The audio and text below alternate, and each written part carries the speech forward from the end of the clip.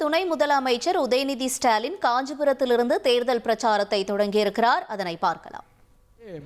சென்ற நாடாளுமன்ற தேர்தல் 2024 நாடாளுமன்ற தேர்தலில் இதே காஞ்சிபுரத்தில் பேரறிஞர் அண்ணாவுடைய வீட்டுக்கு போய் அவருக்கு மரியாதை செஞ்சுட்டு அவரை வணங்கி என்னுடைய தேர்தல் பிரச்சாரத்தை நான் துவங்கினேன். இன்னைக்கு அதே மாதிரி சட்டமன்ற தேர்தலுக்கும் உங்க காஞ்சிபுரத்துக்கு நம்ம காஞ்சிபுரத்துக்கு வந்து என்னுடைய முதல் பிரச்சாரம் தமிழ்நாடு முழுக்க சுத்த போற முதல் பிரச்சாரம் உங்களை சந்திச்சு உங்களை பார்த்துட்டு காஞ்சிபுரம் தொகுதியுடைய வெற்றியை கன்ஃபார்ம் பண்ணிட்டு போறேன். நாளைக்கு நம்முடைய தலைவர் அவர்கள் திருவாரூர் மண்ணில் கலைஞர் பிறந்த திருவாரூர் மாவட்டத்தில் பிரச்சாரத்தை ஆரம்பிக்கிறார். நான் அண்ணா பிறந்த காஞ்சிபுரம் மண்ணில் ஆரம்பிக்கிறேன். நம்ம தலைவர் கலைஞர் பிறந்த திருவாரூர் மண்ணில் ஆரம்பிக்கிறார். நீங்க பார்த்திருப்பீங்க 2 நாளைக்கு முன்னாடி எதிர்கட்சி தலைவர் எடப்பாடி பழனிசாமி அவர்கள் தேர்தல் பிரச்சாரத்தை எங்க இருந்து ஆரம்பிச்சார் தெரியுமா? சென்னையில பாஜக போட்டியிடுற மயிலாப்பூர் தொகுதியில் தான் தன்னுடைய பிரச்சாரத்தை ஆரம்பிச்சார். இதுல இருந்து என்ன தெரியுது? நம்மளுடைய கொள்கை தலைவர்கள் பேருங்க அண்ணாவும் டாக்டர் கலைஞரும். எடப்பாடி பழனிசாமியோட கொள்கை தலைவர் யாரு? அமித்ஷாவும் மோடி அவர்களும். மீண்டும் திரு மோடியும் அமித்ஷாவையும் தமிழ்நாட்டுக்குள்ள நுழைய விடலாமா? நிச்சயம் தமிழ்நாட்டு மக்கள் அனுமதிக்க மாட்டாங்க. நம்முடைய தலைவர் அதான் தொடர்ந்து சொல்றார். வர்ற தேர்தல் டெல்லிக்கும் தமிழ்நாட்டுக்கும் நடக்கக்கூடிய தேர்தல். மீண்டும் தமிழ்நாட்டுக்குள்ள பாசிச சக்தியை பாஜக சக்தியை நுழைய விடக்கூடாது.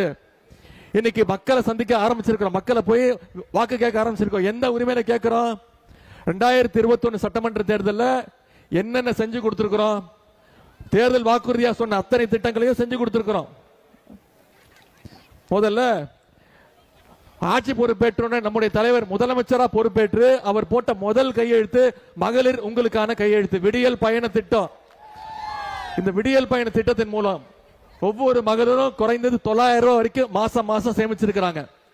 அதே மாதிரி குழந்தைங்க பள்ளிக்கூடத்திற்கு வரணும், படிக்கணும்னு 1ஆம் வகுப்பிலிருந்து 5ஆம் வகுப்பு வரை படிக்கக்கூடிய அனைத்து குழந்தைகளுக்கும் முதலமைச்சர் காலை உணவு திட்டம்.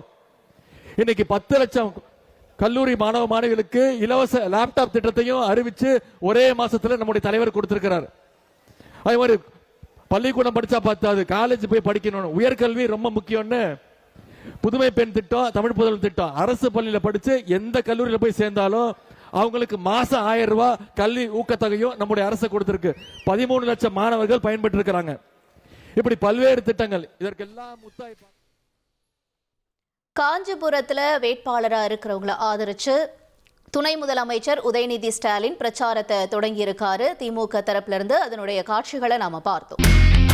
இனி செல்லும் இடமெல்லாம் செய்தி. தந்தி டிவியின் வாட்ஸ்அப் சேனலை ஃபாலோ பண்ணினா செல்ல இருக்கும் இடமெல்லாம் செய்தி. இதோ QR கோட் இப்பவே ஸ்கேன் பண்ணுங்க, ஃபாலோ பண்ணுங்க.